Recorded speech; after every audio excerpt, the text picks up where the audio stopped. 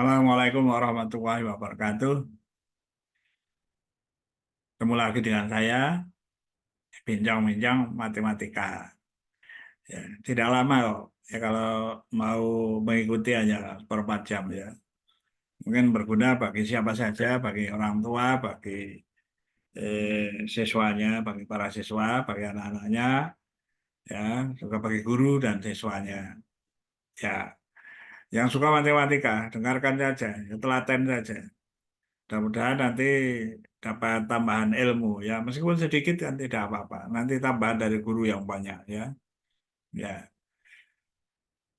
sekarang saya fokuskan kepada eh, para guru ya. Para guru. Jadi kalau mengajar matematika itu kan para guru sudah tahu ya. Jadi eh, pemecahan masalah gitu. Ya, karena itu mari kita berdoa dulu lah supaya tambah ilmunya. Ya. Bismillahirrahmanirrahim.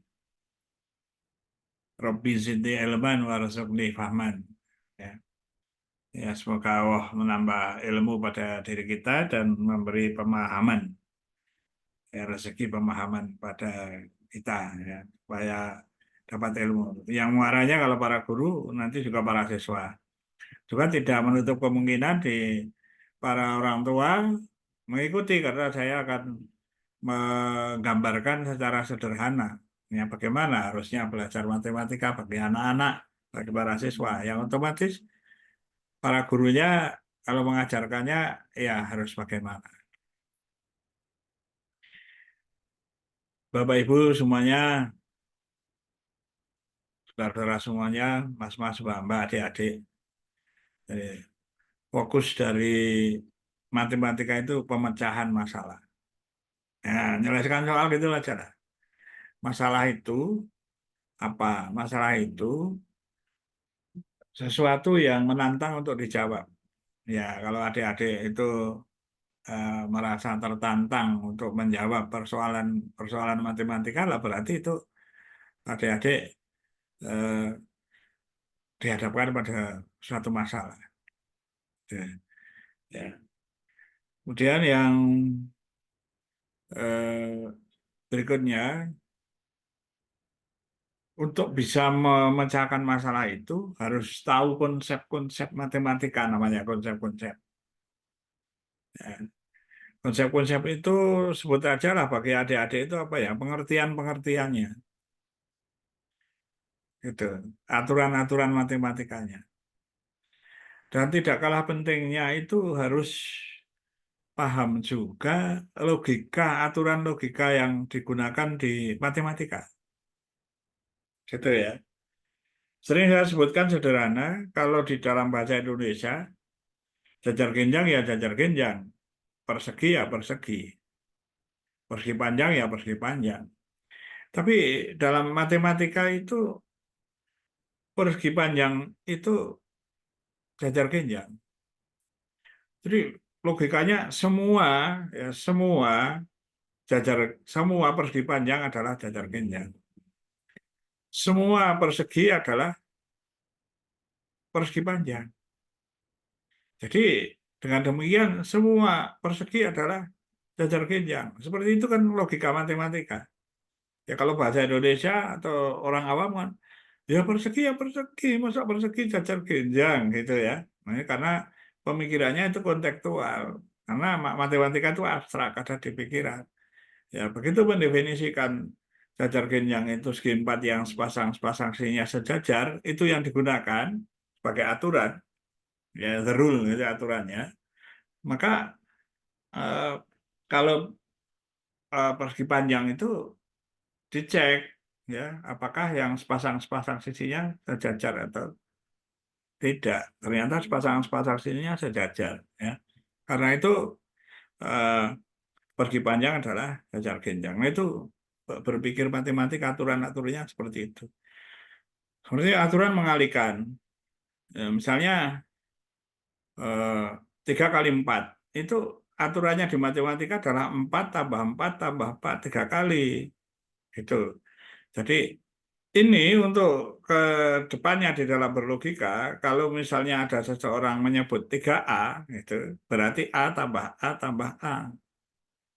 Begitu. Ya.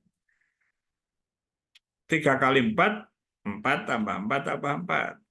Bukan 3 tambah 3 tambah 3 tambah 3, 4 kali bukan. Gitu, ya. Itu aturan namanya. Nah, aturan-aturan macam itu harus dideteksi oleh para siswa yang belajar. Nah, para guru juga harus mendeteksi, tahu, ya, kegunaannya nantinya tahu, ya, gitu. Nanti akan berguna, misalnya seseorang akan, nah, logikanya kalau misalnya eh, katakan eh, 4A dikurangi 2A. Ya, tidak lagi para siswa 4A dikurangi 2A lalu A-nya hilang, tinggal 4 dikurangi 2 sama dengan 2 begitu, tidak, lalu A-nya kemana kan gitu. Ya karena kita tahu bahwa 4A itu, ya, A ditambah A ditambah A tambah A. Ya, ya, dikurangi tadi dengan 2A, yaitu A ditambah A gitu ya. Jadi nanti akan apa hasilnya itu masih 2A gitu, ada A-nya, bukan berarti kalau 4A dikurangi 2A A-nya hilang. Nah, anak-anak itu kadang kita berpikir, anak-anak jadi guru itu juga berpikir bagaimana kemungkinan anak-anak itu berpikir, yaitu diantisipasi sehingga perlu dijelaskan detail. Tuh. Kemungkinan-kemungkinan anak itu melakukan kesalahan itu seperti itu, maka dijelaskan oleh guru yang detail. Itu tentang konsep. Nah, fokus tentang pemecahan masalah. Ya. Pemecahan masalah itu ada soal-soal yang berkaitan dengan konsep yang dipelajari. Awalnya begitu di kelas. Ya, pertama kebiasaan para guru masih saja ya seperti dulu. Jadi ketika menjelaskan sesuatu, lalu dia memberi contoh, ya, contoh-contoh soal di papan tulis gitu. Dan soal lalu contoh mengerjakannya. Gitu. Tahap pertama sudah benar juga. Siswa mengerjakan sesuai contoh guru. Jadi beri soal lagi, lalu dia mengerjakan sesuai contoh. Boleh, ya.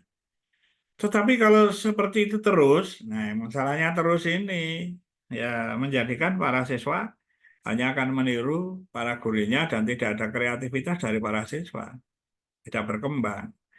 Para siswa tidak ditantang untuk belajar lebih jauh lagi untuk mengungkapkan dirinya, bagaimana dia berpikir, gitu. Nah, sehingga paling bagus itu nanti kalau ada persoalan lagi itu, ya, para guru ini perhatikan memberi soal yang kira-kira itu ada cara menjawabnya itu cara lain gitu, ya dipilih kan.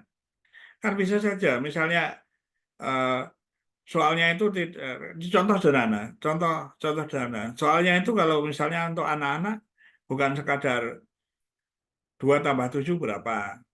Ya, itu jawabannya tunggal, 2 tambah 7 ya 9 itu aja. Tapi kan guru sebenarnya bisa merubah. 9 itu berapa tambah berapa. Ya gitu aja kok. Ya. Nah, nanti ada anak yang mulai berpikir. Ya memang nanti juga ada yang 7 tambah 2 gitu kan. Ada yang 6 tambah 3, ada yang 5 tambah 4. Ada yang juga nanti yang, oh itu 10 dikurangi 1. Itu ya. 9 itu berapa tambah berapa. Nah, mereka tahu akan, lu kok pengurangan. Lah ya kalau gurunya eh, sedikit pinter gitu kan, pengurangan itu kan sama saja dengan menjumlahkan dengan lawannya, gitu ya, gitu. Eh, Gurunya saja sering kebingungan loh, itu kan penambahan jangan mengurangi, ya. Sama ya. Jadi berapa tambah berapa tidak usah dengan berapa tambah berapa dan berapa kurangi berapa tidak usah. Ya. Jadi bisa jadi itu nanti bervariasi bahkan sampai misalnya, oh, itu negatif 2 ditambah 11 ya boleh. Tuh, ya. Jadi anak-anak berpikir, guru juga berpikir, guru memberi fasilitas kepada anak-anak untuk bebas berpikir. Nah, tapi tadi saya katakan awalnya memberi contoh silahkan dengan yang apa dicontohkan oleh guru. Ya, sebab anak-anak itu para siswa kan juga kita tahu bahwa anak-anak itu ada yang pinter, ada yang kurang pinter, ada yang sedang, ada yang bisa kalau mau diberi contoh. Nah itu. Tapi nanti untuk konsumsi anak-anak yang menengah, nah, diberi soal-soal yang lebih. Jadi yang nanti kelompok bawah ini setelah bisa apa belajar dengan yang saya sebutkan tadi dengan contoh dan sebagainya, yang sederhana-sederhana, supaya meningkat. Tuh. Nah, juga bisa meningkat lagi, soalnya lebih tinggi lagi, yaitu soal open-ended yang non-rutin gitu. Sehingga anak-anak mulai berpikir betul di situ. Nah, mungkin bagi anak-anak yang kurang mampu sebut aja, itu ya, nah, itu kesulitan. Tapi mungkin yang menengah ke atas tertantang, ya. Jadi maksudnya menengah atas itu kan ada anak-anak itu di dalam belajar matematika itu ya perlu EQ-nya, perlu minatnya, ya, EQ-nya kurang, ya itu sulit itu. Saya menjumpai di sekolah di suatu SMP misalnya melihat, loh anak itu nulis saja pelan kali. Saya perhatikan yang lain itu sudah mengerjakan sudah hampir selesai masih nulis pelan, tidak makan matematika, nggak bisa dipaksakan gitu ya.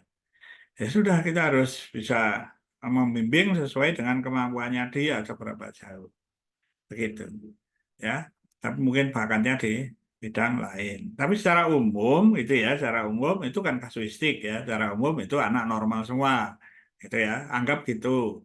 Nah itu kasus-kasusnya nanti ditangani yang normal ini ya ditangani dengan cara pemecahan masalah juga bergradasi. Ya gitu. Nah, mudah-mudahan hanya sedikit penjelasan dari saya, mudah-mudahan dipahami. Ya, mari kita belajar bersama-sama ya, berpikir bersama-sama dengan saya. Saya kalau masih sempat, masih apa, membuat video-video di YouTube tidak lebih dari 15 menit ya. Silakan kalau mau mendengarkan ya, supaya eh, barangkali ada manfaatnya. Tidak ada paksaan, tidak ada apa free ya, free ya. Tidak harus subscribe, silahkan mau subscribe silahkan. Nah, tidak ada apa-apa. Itu mau subscribe silahkan, mau komen silahkan gitu ya, mau like silahkan ya. Jadi saya kira itu saja ya. Yang penting mudah-mudahan YouTube ini tidak di blokir, tidak sistemnya itu tidak menjadikan hilang, tidak maksud mengokir mungkin ya, jadi tidak hilang. Sehingga nanti kalau ada adik-adik kelas, guru-guru yang lain yang muda-muda yang mau belajar matematika masih bisa apa mendengarkan. Bukan berarti saya menggurui. Anggap saja saya lebih dulu belajar matematika dari Bapak dan Ibu semua. Ya, begitu saja. Saya akhiri. Ya, bersyukur. Alhamdulillahirobbilalamin. Ya. Assalamualaikum warahmatullahi wabarakatuh.